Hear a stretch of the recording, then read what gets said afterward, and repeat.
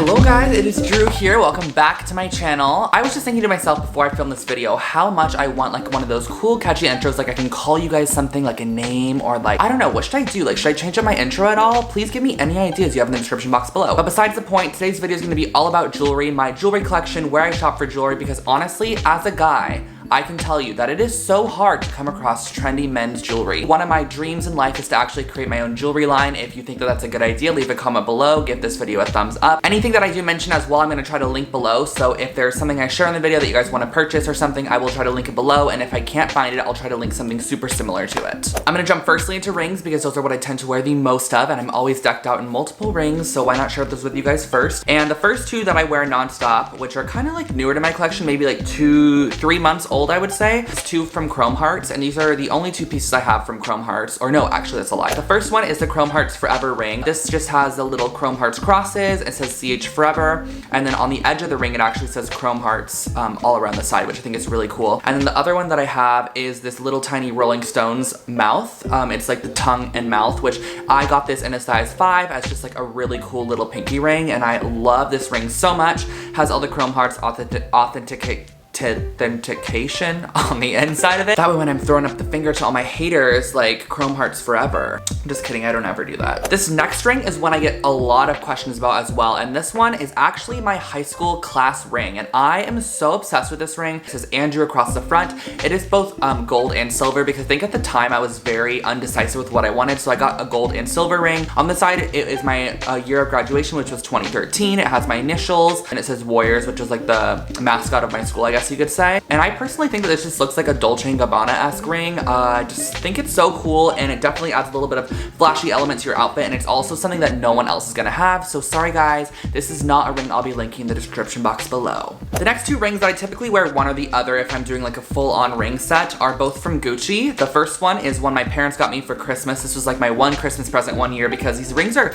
a little bit expensive, but they are sterling silver, so I find that to be really nice, because a lot of designer rings are actually just like the most cheapest metal ever, and they're like $700, but these rings are about $300 each, I would say. They're pretty similar in price. It has a little cross hatching across it, and then it has a green and a red stripe, and it says Gucci on the inside. This is really banged up because I've worn it so many times. And the other one is so sick. I love this ring so much. I need to get it cleaned the most in the world. But the thing I love about this ring is that you can actually wear it sort of front ways like this, but you can also flip it around and wear it back ways, just have a silver band with the GG logo on the front, malachite stone in the front. Super pretty, the lion's heads, everything about this ring is just so intricate. The last ring that I have is actually from Hawaii. I got this at like a jewelry store in Hawaii, and it's just this oversized octopus. Such a cool ring. Like, it is kind of stands off your finger. It's super oversized, but it's not too oversized. Like, I've seen rings like this that are so huge and chunky, but this one's kind of like that perfect in between. I only have a couple bracelets, so I'm just gonna jump into those right now. I'm just gonna start off with my first and most favorite bracelet. It is a vintage Chanel bracelet, and it's from the 70s. It has a kind of tan resin on the inside of the Chanel lettering, and this bracelet is just amazing. I actually got it on the app called Grailed, which is like where you can buy and resell men's designer clothing. And it actually did come with the authentic box too, which I think is kind of cool. I have it right here. I forgot I even own this. This bracelet fits me absolutely perfectly. I didn't have to adjust it at all.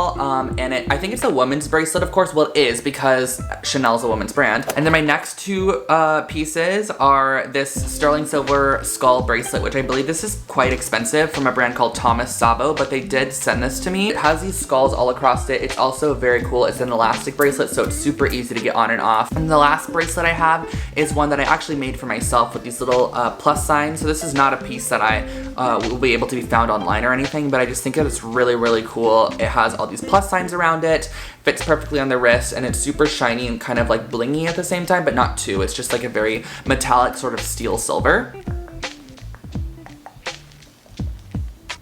Oh man, I think I left one of my necklaces at the hotel in Tulum. Besides the point, let's just get into my necklaces, subtracting one. So necklaces are something that I just recently got into. I've never really been into them. I think I mentioned in one of my last videos that my friend Ricky Thompson sort of inspired me to start wearing necklaces and sort of layering them up, and I think that adds so much personal like pizzazz to any look. This first one here is actually from Urban Outfitters.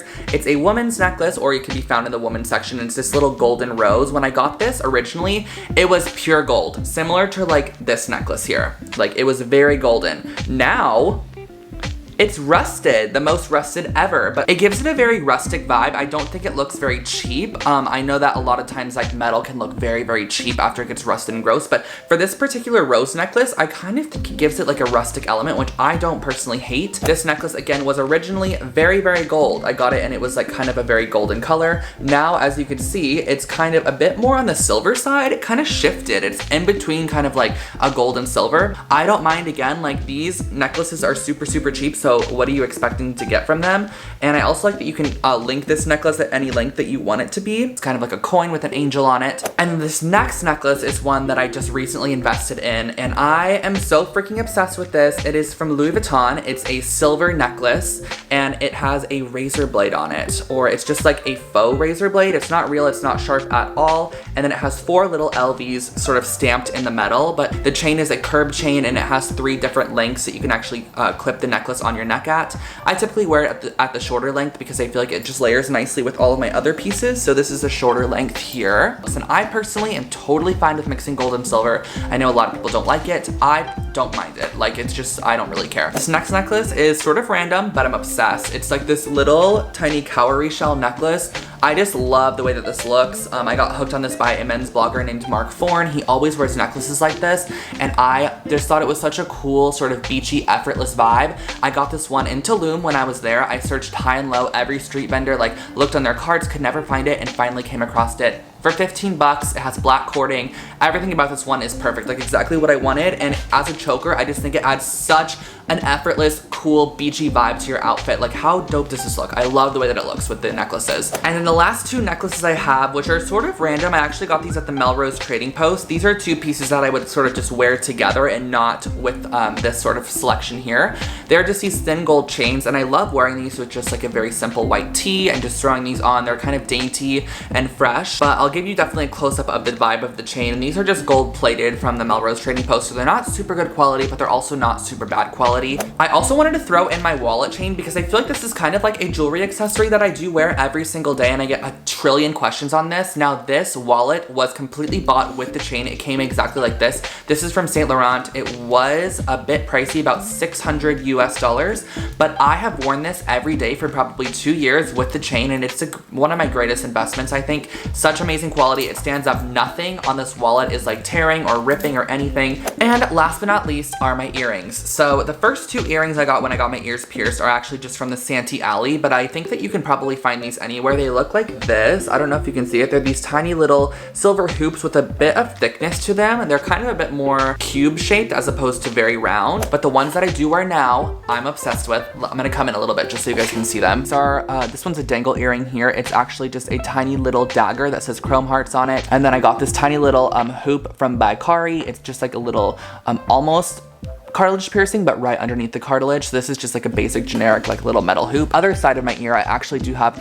another chrome hearts earring, and this is just the classic cross or plus sign. I think this is a plus, not the cross. Definitely balances out between the dangle and the plus. I like that sort of asymmetry that it has. So guys, that was my jewelry collection. I just wanted to share it with you and give you guys like an insight. And then I'm going to make sure to also link many jewelry brands below that carry really cool, trendy jewelry that are very unisex brands. And then also everything I did mention as well, I'll try to link below as well if it is available. And please, if you have any connections or like you know of anybody that has really cool and just like fresh jewelry, please leave it in the comment section below because I love shopping for jewelry. And also, if you want to see a jewelry collection from me in the future, who knows what can happen, definitely give this video a thumbs up. Let me know in the comment section because I would love to create one. And I won't keep you guys for much longer, but make sure to follow my Instagram account at Imdrewscott for your daily dose of Drew, and also subscribe to this channel, and I post every single week. But I will catch you next one. Bye guys.